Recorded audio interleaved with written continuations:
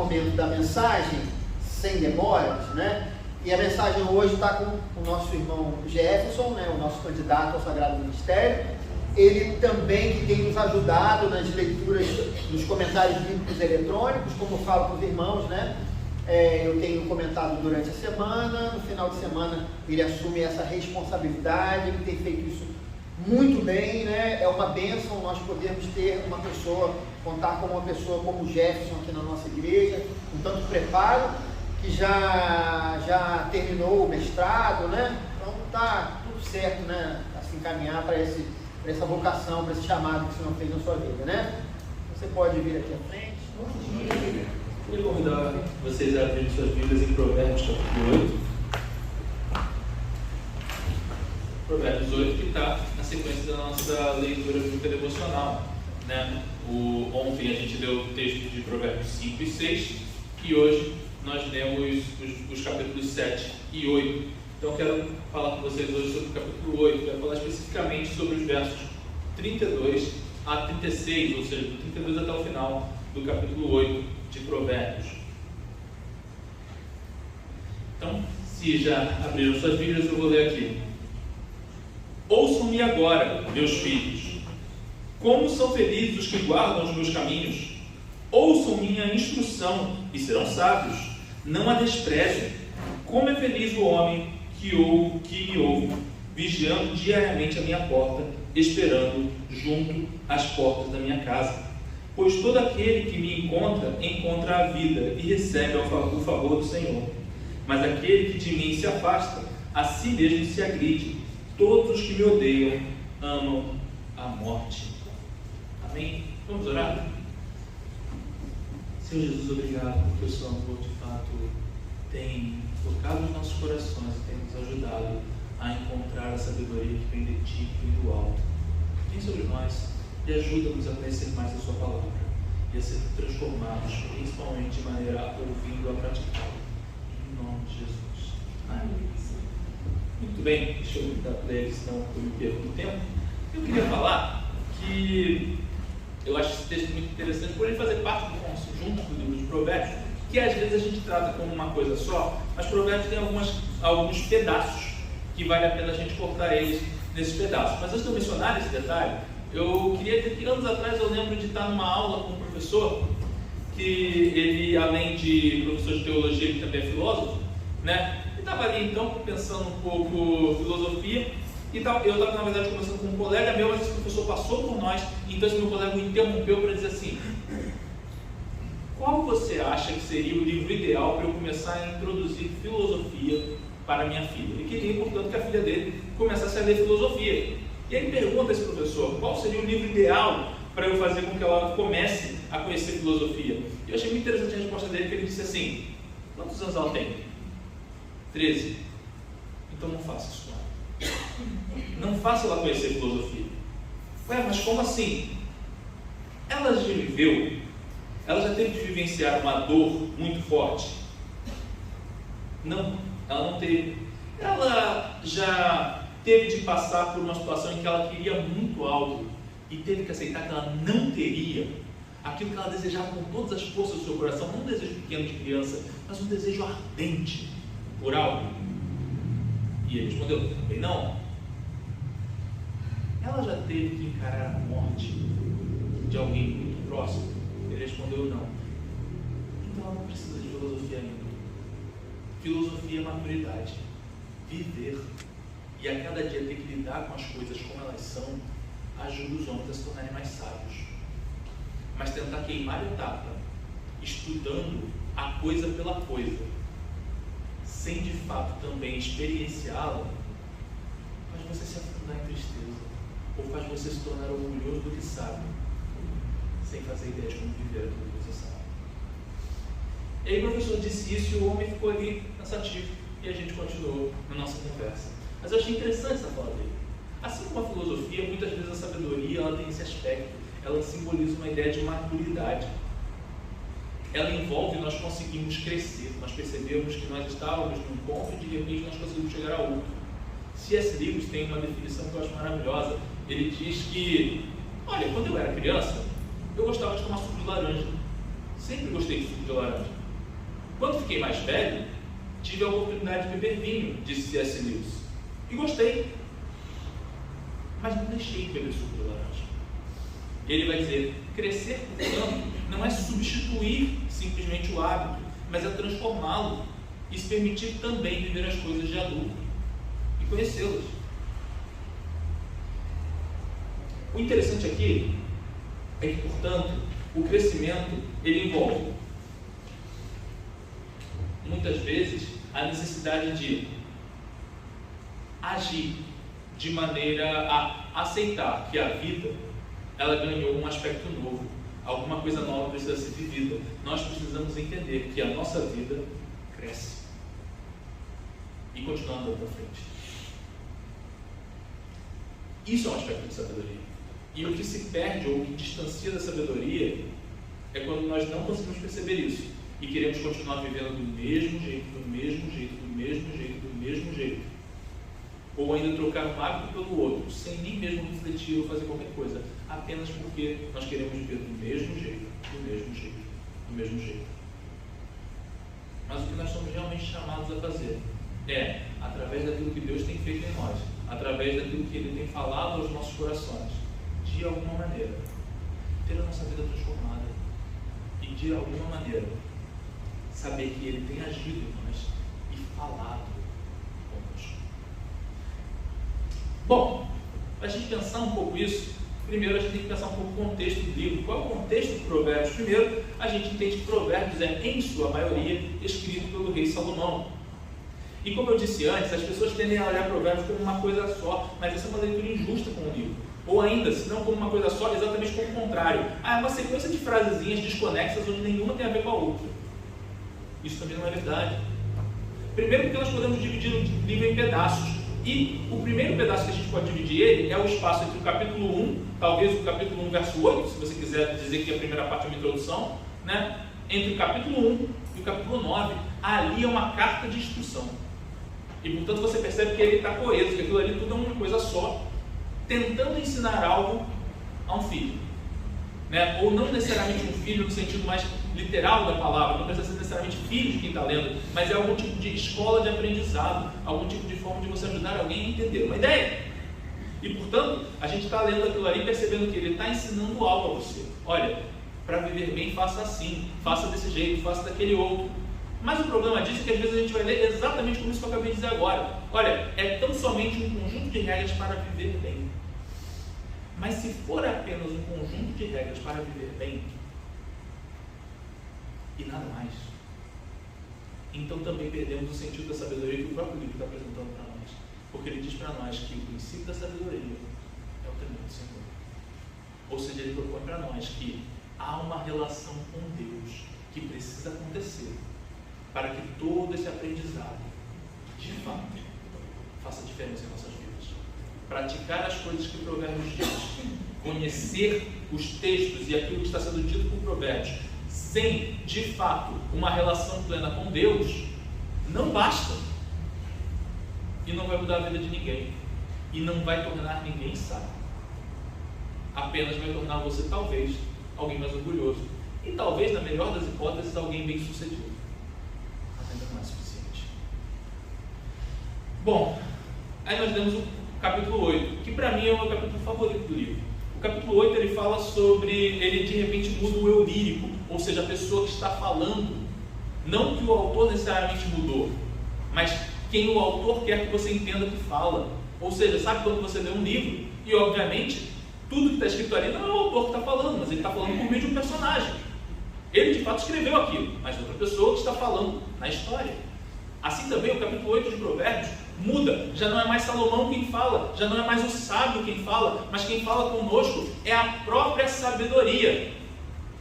Uma maneira da gente diferenciar isso é você pensar o seguinte: eu lembro quando eu era garoto, que eu estava no primeiro ano do ensino médio e o professor comentou conosco que eu estava falando sobre palavras primitivas e sobre como que a gente transformava uma palavra para transformar um sentido, e ele dizia, olha, a palavra aluno, por exemplo, aluno significa sem luz, porque vocês precisam ser ensinados, logo vocês precisam de luz, então vocês são alunos, disse o professor. E um dos alunos então ergueu a mão e disse, Então, professor quer dizer provedor de luz? Quer dizer que o Senhor é luz? Né? E o professor prontamente disse: não é daí que vem a palavra professor. E por que não é daí que vem a palavra professor? Porque a luz não vem do professor.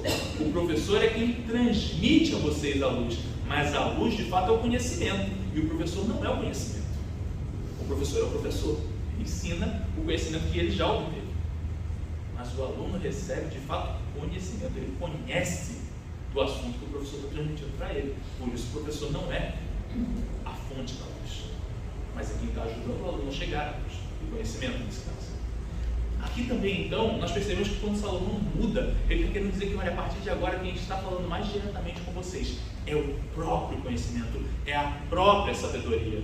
Ao longo da história da igreja, muitas vezes esse texto vai ser inclusive entendido como o próprio Cristo fala conosco e diz a nós: eu sou a sabedoria que estava com Deus no princípio, através da qual ele fez todas as coisas e para quem tudo que existe passou a existir. E ele então segue, e nós percebemos que o capítulo 8 pode ser dividido em 4 partes. A primeira delas é uma apresentação da sabedoria dizendo: ouçam-me, ouçam-me, ouçam-me. Vocês não veem que ela está em todos os lugares, que em todos os lugares Deus grita para que vocês ouçam a razão pela qual ele fez todas as coisas. Na segunda parte ele já diz: olha, a sabedoria é muito eficaz. Ali entre os versos 12 e o verso 21, a sabedoria é eficaz, ela é boa. Quem alcança a sabedoria, quem busca a sabedoria de Deus, quem de fato quer conhecer a Deus através de Cristo, esses veem coisas maravilhosas, esses encontram algo mais valioso do que o ouro. Na terceira parte, então, ele diz que essa sabedoria de Deus estava com Deus no princípio, e através dela todas as coisas foram feitas, conforme também João vai dizer para nós lá no capítulo 1 do seu Evangelho, né, por meio dele todas as coisas passaram a existir. E aí chegamos à quarta parte, que foi o que lemos. O que nós lemos é o trecho que fala para nós que é meio que um resumo, uma afirmação final, um chamado final da sabedoria. E é nesse chamado final que eu quero focar com você agora. E esse chamado final começa como começou o próprio capítulo. Começa dizendo para nós: ouçam, escutem o que está sendo dito. Escutem o que a sabedoria lhes fala, porque a sabedoria grita. A sabedoria tem gritado para que vocês percebam. E o que isso quer dizer? Quer dizer aquilo que nós já encontramos também no Salmo 19, que a própria criação afirma para nós a existência do nosso Deus e as coisas maravilhosas que Ele tem feito. Tudo que existe, de alguma maneira, está gritando: Ele me fez. De fato, Santo Agostinho conta que uma vez ele estava atordoado, preocupado com seus medos, e então ele começa a dizer: ora, quem é meu Deus? Quem criou todas as coisas? E ele pergunta ao mar: você criou todas as coisas? E o mar respondeu: não. Ele pergunta ao céu: vem de você? Tu és meu Deus? E o céu respondeu: não. E ele então olhou para todas as coisas que existem, todos os animais, e toda a fauna, e toda a flora que existe nesse mundo, e disse: você é meu Deus? E ele respondeu: não. Então, por favor, contem-me algo de meu Deus. E todas as coisas gritavam: foi Ele que nos fez, disse Santo Agostinho. E é assim, se nós de fato abrirmos os nossos ouvidos, perceberemos que todas as coisas gritam: foi Ele que nos fez. O nosso Deus fez todas as coisas, e fez todas as coisas com sabedoria. Fez todas as coisas sabendo exatamente por que elas estão ali, e nada do que foi feito sem propósito, pois está escrito que por Ele, por meio dEle, para Ele foram feitas todas as coisas, afirmando sobre Jesus. De maneira que então nós percebemos que todas as coisas têm um propósito de ser na sua existência, porque Deus as fez, e não as fez sem razão. Como dizia Albert Einstein: Deus não joga dados com o universo. E então a gente percebe que esse apelo final da sabedoria é: ouçam o que estou dizendo, não deixem de lado, não fechem os ouvidos. E o que seria fechar os ouvidos? A ideia de que você ouve e você pratica o que tem sido dito. Deus, em sua infinita misericórdia, nos enviou a Cristo. Sabe por quê? Porque quando caímos, quando em nosso pecado, nossos primeiros pais, Adão e Eva, caíram, seus ouvidos se taparam, como diz Jesus explicando a parábola. Seus ouvidos se taparam, seus olhos se tornaram cegos, eles não poderiam entender nada e perceber qual é o sentido real de todas as coisas. De fato, nós também somos assim. Tanto é assim que está escrito, um dramaturgo escreveu: a juventude envelhece, a imaturidade é superada, a ignorância pode ser educada, a embriaguez passa, porém a estupidez é eterna, disse Aristófanes. E o que isso nos mostra? Que ele percebia que, e no contexto do que ele está dizendo, ele está querendo dizer que, olha, na verdade, a sensação que dá é que as pessoas nunca aprendem com seus erros. Elas continuam errando do mesmo jeito, de novo.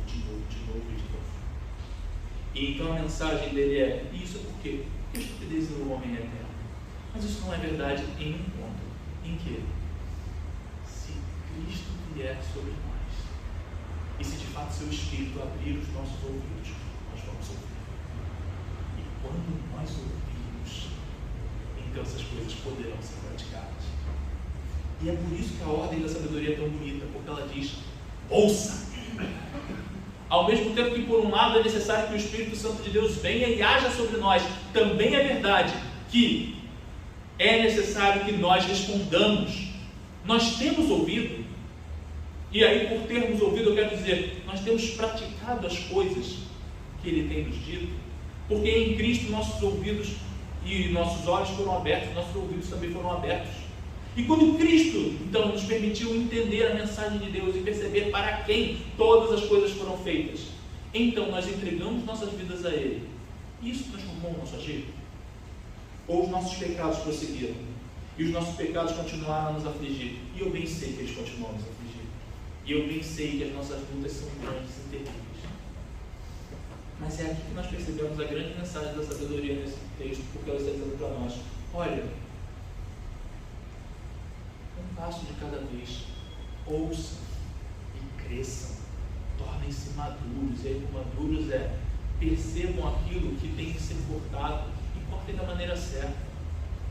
Não cortem para simplesmente se livrar do suco de laranja, que nada de mal faz, mas percebam também que vocês têm que estar dispostos a crescer e aceitar que nem sempre vocês vão tomar suco de laranja. E aí a ideia aqui é perceber que naquilo que há pecado, nós precisamos de fato praticar um abandono. E é como diz o próprio texto dizendo para nós lá no seu verso 17, que o temor do Senhor aborrece todas as obras más. Assim então, se o temor do Senhor aborrece as obras más, nós sabemos que somos chamados por Ele a ter uma conduta diferente. Mas uma vez que essas coisas vão sendo deixadas de lado, nós crescemos, nós prosseguimos em direção a Cristo, porque nós ouvimos. Isso já é uma mudança em nós. Qual a mudança? É a segunda parte do que podemos perceber. Ele nos faz felizes. Felizes aqueles que encontram essas coisas. De fato, o abandono de algo, simplesmente pelo abandono, jamais gera felicidade. O homem se sente triste, o homem se sente perdido. Se ele simplesmente abandona algo que fazia parte da sua vida, pelo simples abandonar, ele fica triste, ele fica mal. Mas o que acontece diante de nós é que, como o texto coloca para nós, se ao abandonarmos, nós abandonamos, conscientes de que o Espírito Santo de Deus tem nos chamado a alguma coisa, ouvindo o chamado dele, e que bela, quão bela não é a voz de Deus quando fala aos nossos corações. Se nós ouvirmos, então nós sabemos porque estamos deixando algo, e nesse momento nós crescemos, nós vamos para frente. Aleluia. A gente prossegue. É preciso ouvir, e ao ouvir é preciso que em Cristo nós possamos encontrar felicidade. Não quer dizer que seremos felizes sempre, não quer dizer que as coisas vão dar certo sempre, não quer dizer que a gente vai conseguir nunca mais cair, mas significa que de alguma maneira nós estamos escutando a voz de Deus.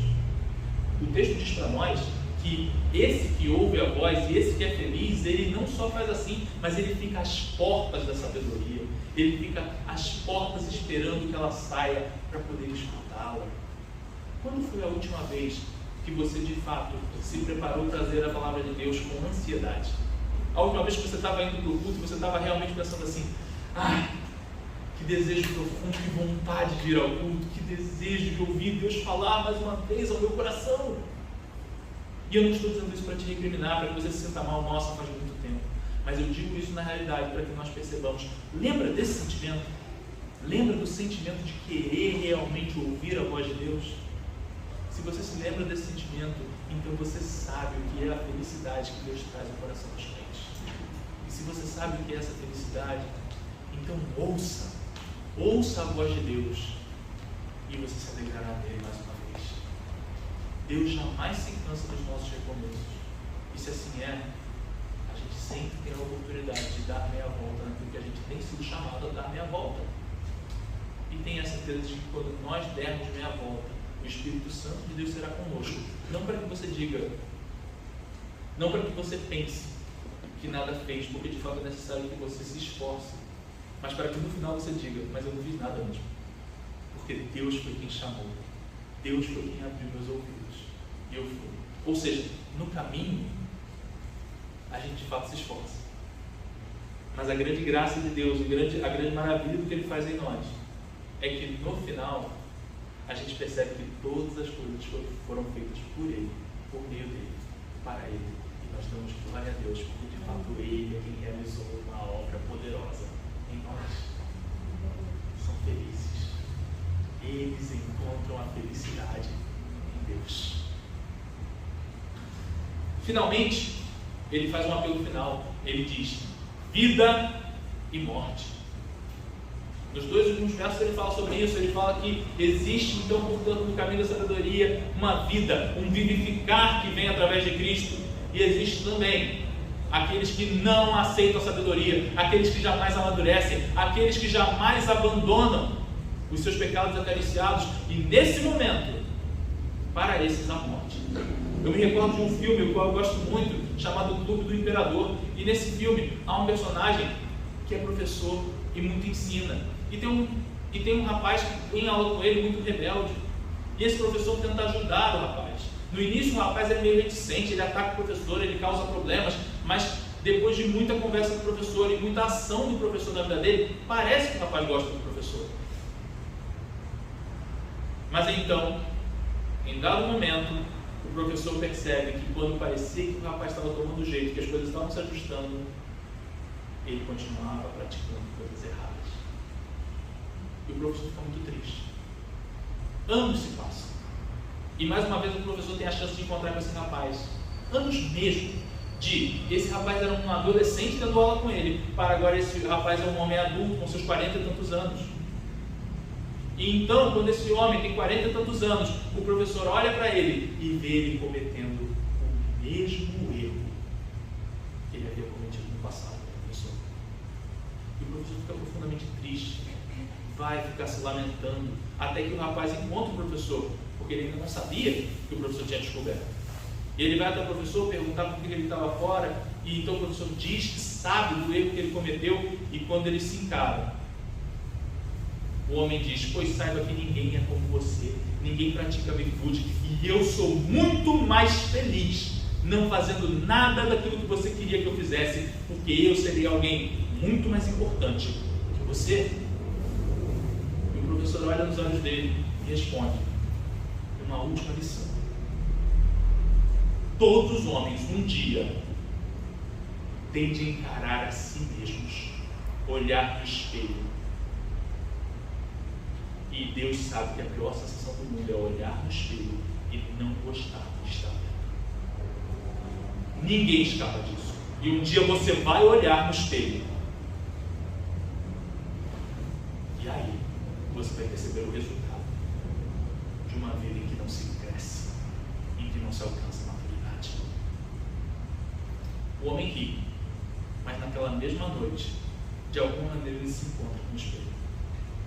E quando ele fica diante de si mesmo, ele sofre amargamente. É isso mesmo. Há um aviso assustador, há algo terrível diante de nós. Há uma realidade realmente terrível. Porque aqueles que não atentam à sabedoria, aqueles que de fato jamais se permitem ouvir a voz de Deus que os chama, para esses, realmente o resultado das suas escolhas será terrível, ainda que eles achem que a sua vida é feliz.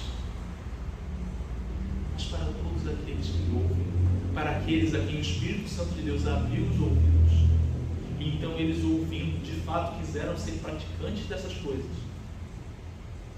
Ah, meus irmãos, que felicidade há reservada para esses. É tanta a felicidade que de fato é dito que é a própria vida. Porque então aqueles que antes vivem, aqueles que viviam para si mesmos, na realidade nem sequer viviam. O que eles tinham não era vida, era alguma coisa semelhante.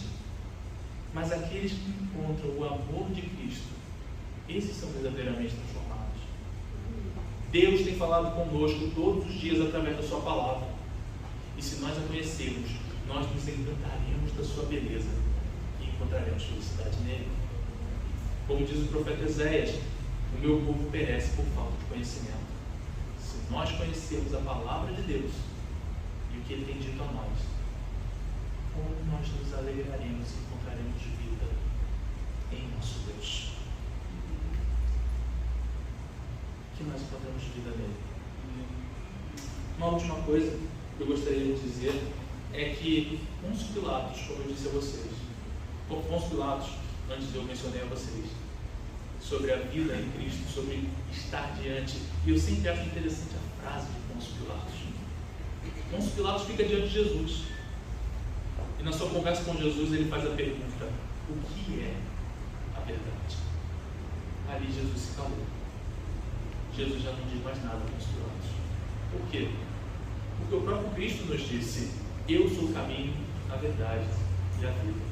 Quando Pôncio Pilatos perguntou o que é a verdade, essa é uma das perguntas mais terríveis que qualquer um poderia fazer. Porque ele perguntou a verdade, o que é a verdade. Se você está diante dela e não sabe quem é ela, o que se poderá fazer? Se você viu a verdade e não reconheceu, então seus olhos estão completamente cegos. Mas aqueles a quem o Espírito Santo de Deus abriu os olhos, esses veem. E esses, ao verem, na minha opinião, podem encontrar algo parecido com o que nós vemos no final do filme Em Busca da Terra do Nunca, em que o personagem principal, no meio do filme, na verdade, vem até um dos personagens e diz a ele: olha, na realidade existe um momento, algum ponto na vida em que você deixa de ser criança e se torna um homem. Não é uma idade, não é um acontecimento, é um ponto.